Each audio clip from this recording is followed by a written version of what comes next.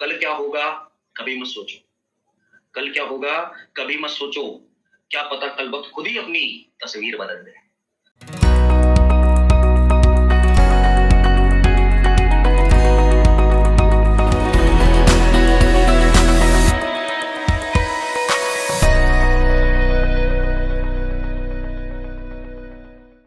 Warm greetings to every Niteros and welcome to Real Talk with Experts, an initiative by Nitero.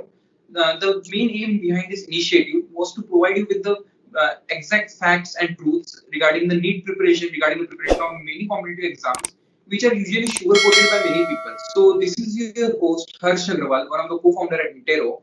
To help me out on my side, I have Mr. Pratik Singh. Hello guys, this is Pratik Singh, one of the co-founder at NEET Aero. And Keshav Porwal.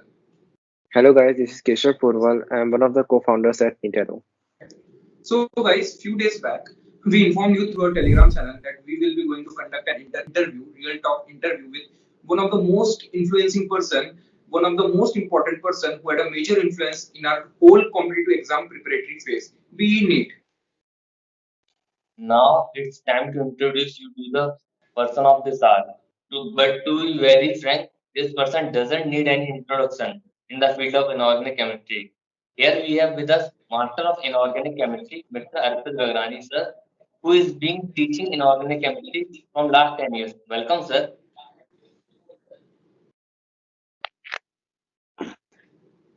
Hello बच्चों, कैसे हो? Hello sir, हम अच्छा, आप कैसे हो? मैं भी बढ़िया हूँ। और कैसी चल रही है लाइफ तुम्हारी, कॉलेज लाइफ? सर और भैया आप ठीक बहुत अभी तो सब दिनों मैंने बाद को मिलना हो रहा है. So, sir, without wasting any time, let's move towards the main motive of this interview. A few days back, we uploaded a Google form on Telegram on our Telegram channel. We had asked all the readers to submit their questions which you want us to directly ask from Mr. Arpit Gagrani sir. And thanks to all of you, we had a very overwhelming response. We had more than 450 questions which we had submitted to us, which you want us to ask from Mr. Arpit Gagrani sir. We had tried to categorize all of them into 4 categories, and we will try to ask all those questions to sir. Let's head towards the very first question. As it is evident, sir, you are a wonderful teacher for inorganic chemistry. So, on the behalf of all the Niteros, I would like to ask you the most basic question for inorganic chemistry, and not just for inorganic chemistry, for each and every subject. So, what is the basic approach students need to have during studying for inorganic chemistry, and what are the basic do's and don'ts the students need to keep in mind when they're studying inorganic chemistry? Please, sir. Okay. तो आपने ये एक question नहीं पूछा है केशव, इसमें क्या है कि 2-3 क्वेश्चंस का एक कॉम्बिनेशन है, ठीक है। लेकिन ये एक बहुत ही जेन्युइन क्वेश्चन है और हर बच्चे के मन में ये सवाल उठता है कि एक बेसिक अप्रोच इस सब्जेक्ट को लेकर। तो देखो, उन सभी बच्चों से मैं ये कहना चाहूँगा कि आप जहाँ से भी तैयारी कर रहे हैं, आप नो डाउट किसी न किसी टीचर के अंडर में तो आप तैयारी कर ही रहे होंगे। तो सब बच्चों के पास उनका कंटेंट होता है, नोट्स होते हैं, तो just go through their notes, बहुत अच्छे से उनको पढ़िए एक बार। और जैसे एक चैप्टर हमने स्टार्ट करा, जैसे पीरियोडिक टेबल हमने स्टार्ट करा, पहला चैप्टर, तो सबसे पहले हम क्या करेंगे, उसको सिंपल बनाने के लिए टीचर की लैंग्वेज में जो उन्होंने पढ़ाया है उसको पढ़ेंगे। नोट्स पढ़ने के बाद में ही टीचर से डिस्कस करके फिर आप एनसीईआरटी खोल लें।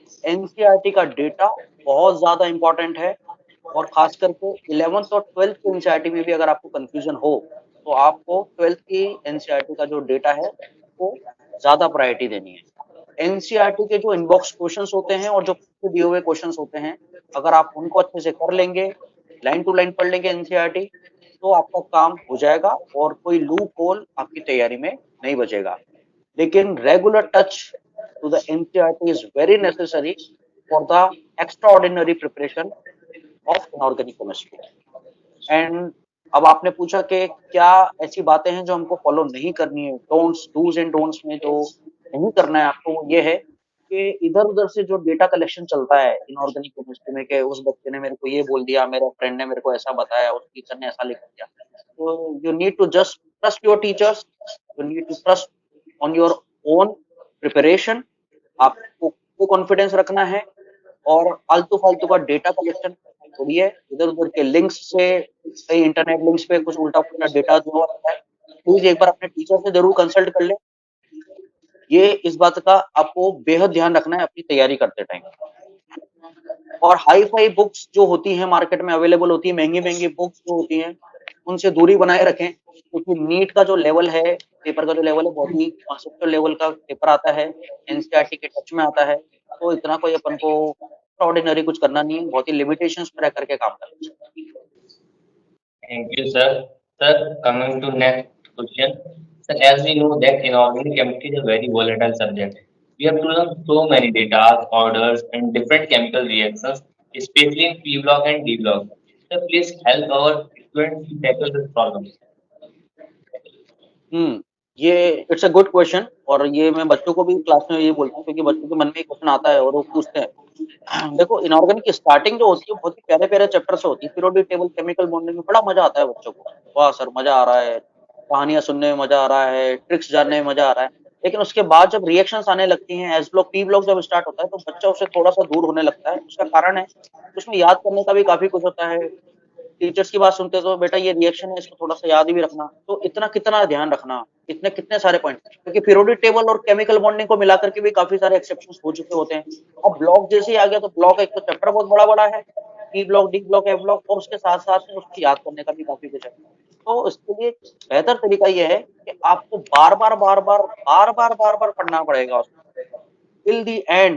जो भी मार्क करे हुए पॉइंट्स है, टीचर ने जहां पे इंपॉर्टेंट बोला, या एनसीईआरटी का कुछ इंपॉर्टेंट पॉइंट है, पुराना आया हुआ क्वेश्चन है, स्टार मार्क करे हुए पॉइंट्स हैं, उसको इतनी बार पढ़ो, क्योंकि कितना ही ब्राइट स्टूडेंट हो, आप दोनों की मैं बात करूं, प्रतीक और केशव की और हर्ष की, तीनों की बात करूं मैं, तो आपको भी पता है कि बिल्कुल एंड मोमेंट तक भी आप लोग मुझसे डिस्कस करा करते थे कि सर इसको पढ़ना है क्या, इसको नहीं पढ़ना क्या, और लास्ट टाइम तक भी आप लोगों का रिवीजन चला है, तो बहुत ही ज्यादा इंपॉर्टेंट है तैयारी के लिए। एंड तक रिवीजन करना है, एंड तक रिवीजन करना है। और दूसरी बात, रेगुलर रहना है।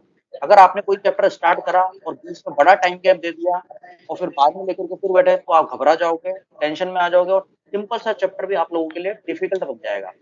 तो please be regular for your preparation. जो आपने टाइम स्लॉट फिक्स करा हुआ है पूरे दिन भर में कि मेरे को 1 घंटा आईओसी को देना है, इनऑर्गेनिक को देना है, उस पर रेगुलर रहें, कायम रहें, ये वाली बात। बहुत बहुत थैंक यू सर। यहाँ तक तो बहुत हमने इंपॉर्टेंट बात डिस्कस कर लिया है कि कैसे पढ़ना है, कैसी अप्रोच होनी चाहिए, कैसे डिटेल्स करना है फैक्ट को। लेकिन सर अब मैं आपको इस प्रॉब्लम की तरफ आपका ध्यान फोकस करवाना चाहूंगा, जो 1 साल से बहुत ज्यादा प्रिवेलेंट हो चुकी है।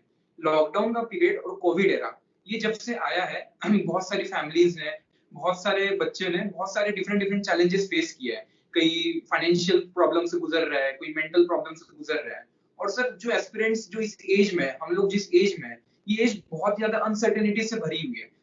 हर स्टेप पे अनसर्टेनिटी है, हर दिन अनसर्टेनिटी है। और इस वजह से बहुत सारा mental pressure, peer pressure, mental depression आजकल देखने मिल रहा है, केसेस बहुत बढ़ गए हैं। तो सर जो भी स्टूडेंट्स, जो भी पेरेंट्स इस इंटरव्यू को देख रहे हैं, आपको उनको क्या मैसेज देना चाहोगे जो इस कोविड एरा से रिलेटेड, इस लॉकडाउन पीरियड से रिलेटेड? देखो, सिचुएशन तो वाकई में प्रॉब्लमेटिक है, लेकिन वो प्रॉब्लमेटिक तब है जब आप अपने लोगों के टच में नहीं हो। अगर आप खुद को इतना आइसोलेट कर लोगे इस प्रिपरेशन करने के दौरान, तो नो डाउट बच्चा अकेला रह करके इतना परेशान हो जाता है। और दूसरा, फिर उसके आसपास वाले उसको नेगेटिव अप्रोच देते हैं, नेगेटिव एनवायरनमेंट उसके लिए क्रिएट कर देते हैं, जो आजकल बहुत ज्यादा देखने को मिलता है। हम लोगों के जमाने में ऐसा नहीं होता था। हमको अगर कुछ भी डिस्कस करना होता था, हम फ्रेंकली अपने पेरेंट्स से डिस्कस कर लेते, चाहे हमको डांट सुननी पड़ जाए। लेकिन आजकल बच्चा क्या होता है, थोड़ा घबराता है। मैं सभी बच्चों को ये मैसेज देना चाहूंगा कि please be frank with your parents. उनको एक फ्रेंडशिप के बंधन में बांध लीजिए। हाँ, आपके माँ बाप हैं, उनकी बात सुननी है आपको, लेकिन इतना एक स्पेस होना चाहिए बच्चे के पास में कि वो आराम से फ्रेंकली अपनी सिचुएशन को डिस्कस कर सके। और साथ ही आपके दोस्त ऐसे हों जो आपको हर बात पे सपोर्ट करें। यार, क्या होता है, तैयारी करते वक्त नेगेटिविटी इतनी ज्यादा आ जाती है आसपास वाले बच्चों से भी, तो बच्चों को डिमोटिवेट और डिमोरलाइज करने में आजकल ज्यादा देखने को मिल रहा है। तो इसलिए मैं तो ये चाहूंगा कि बच्चा ऐसे लोगों के कांटेक्ट में रहे जो उसको पॉजिटिविटी की वाइब्स दे, सपोर्ट करे, उसको पढ़ाई में मदद करे। और हाँ, पेरेंट्स का साथ बहुत जरूरी है इस क्रिटिकल सिचुएशन में। मेंटेलिटी, जो अभी आजकल का जो मेंटल प्रेशर चल रहा है, फाइनेंशियल प्रॉब्लम, तो ये तो सबकी लाइफ में आती है। जब हम लोग भी तैयारी करा करते थे, तो इस तरह की प्रॉब्लम हमने भी झेली है। 5 उंगलियां बराबर होती नहीं है, लेकिन सबका एक एक अलग महत्व होता है। तो मैं बच्चों से ये कहना चाहूँगा कि इन सब प्रॉब्लम को, ये प्रॉब्लम सबकी लाइफ में आती है, प्रॉब्लम सबकी लाइफ में आती है। थोड़ा-सा ध्यान अगर आप पढ़ाई पे ज़्यादा लगाएँगे, अपने लोगों के बीच में रहेंगे, तो बाकी प्रॉब्लम अपने आप दूर हो जाएँगी। Thank you sir. Coming to our next question sir, आज के समय में सर इतना ज़्यादा टेक्नोलॉजिकल एंड एजुकेशनल रिवॉल्यूशन आ चुका है सर कि बेस्ट से best content different online platform पर अवेलेबल है। फिर सर 1% सिलेक्ट होने वाले और 99% नॉन सिलेक्टेड स्टूडेंट्स में क्या डिफरेंस लाई करता है? क्या ये डिफरेंस उनकी अप्रोच में लाई करता है? प्लीज सर स्टूडेंट्स को इसके रिगार्डिंग कुछ बताइए। जी प्रतीक, डेफिनेटली अप्रोच में एक प्रॉब्लम होती है बच्चों के। देखो क्या होता है, जो सेलेक्ट हुए बच्चे हैं, जैसे मैं अगर तुम्हारी भी बात करूँ या और किसी और स्टूडेंट की बात करूँ, तो जो सेलेक्ट हुए हैं और जो अच्छे कॉलेजेस में गए हैं, नो डाउट कंटेंट की उनके पास भी कमी नहीं थी और आज जो बच्चे पढ़ रहे हैं उनके पास भी कमी नहीं है, चाहे वो सेल्फ स्टडी कर रहा हो या किसी टीचर के अंडर गाइडेंस में कर रहा हो। दिक्कत क्या आती है कि इतना सारा कंटेंट अवेलेबल है मार्केट में, तो बच्चा खुद ही कंफ्यूज है कि मेरे को पढ़ना क्या है। कंटेंट एक्स्ट्राऑर्डिनरी की इसमें ज्यादा जरूरत है नहीं, बहुत ही बेसिक अप्रोच रखनी है आपको अपने सब्जेक्ट पे।